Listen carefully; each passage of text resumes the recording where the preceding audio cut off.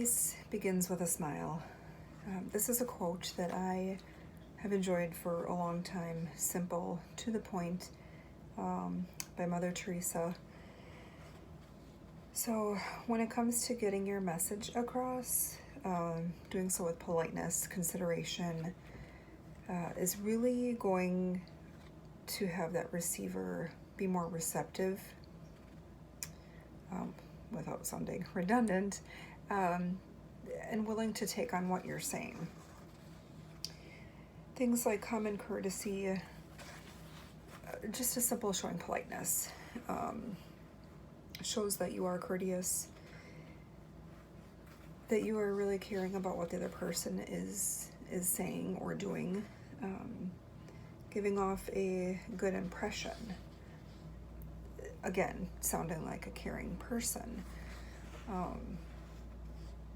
The respect then becomes a little bit more automatic, and it's not that you have to try to gain that person's trust. When we respect each other, it's showing that we have a regard for the other person, not just their words, but their thoughts, their feelings, where they come from. They may come from a different type of society, a different kind of financial class.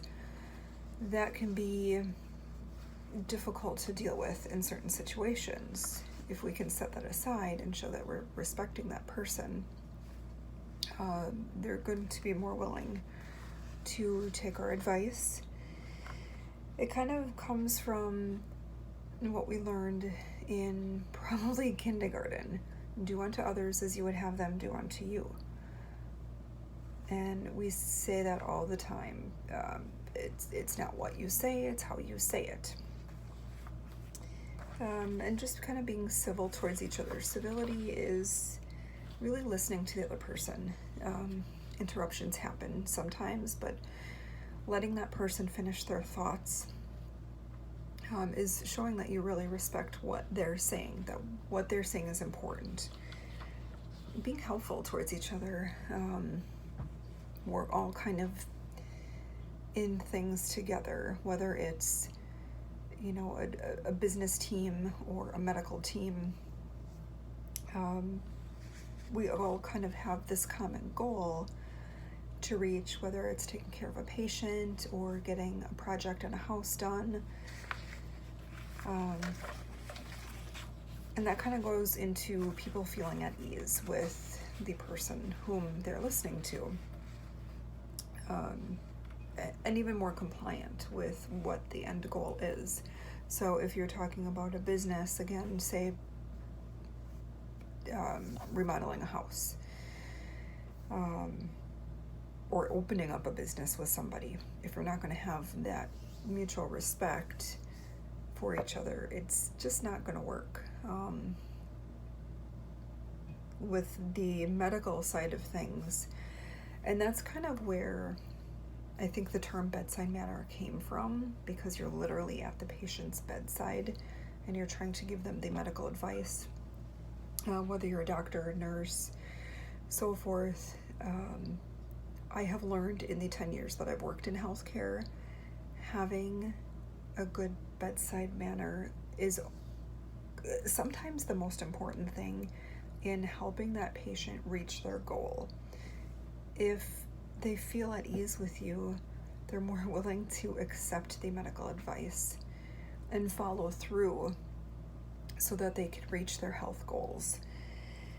And then for things like school, as a teacher, instructor, whatnot, if you're a little bit more, civil and showing respect towards your students, they too are going to be way more receptive of the work.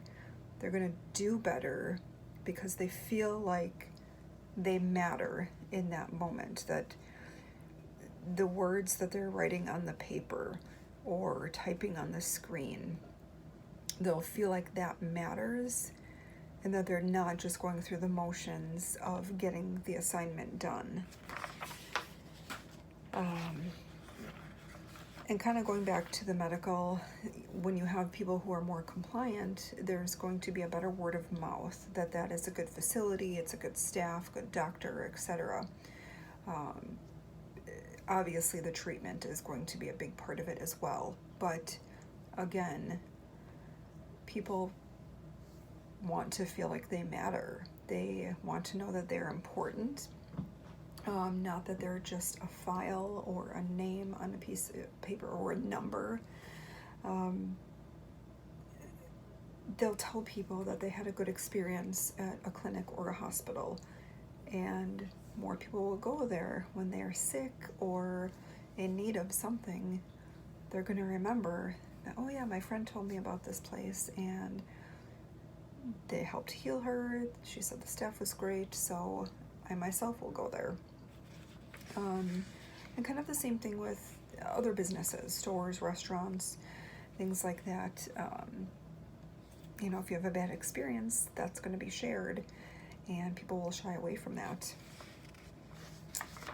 So I guess in conclusion, bedside manner is one of the first things that people kind of notice as part of a communication process. Going back to that Mother Teresa quote, peace begins with a smile. And that starts with the moment somebody walks in the door. If they're greeted with a smile, if they feel like they matter, like you want them there, the whole process from start to finish is going to be so much smoother.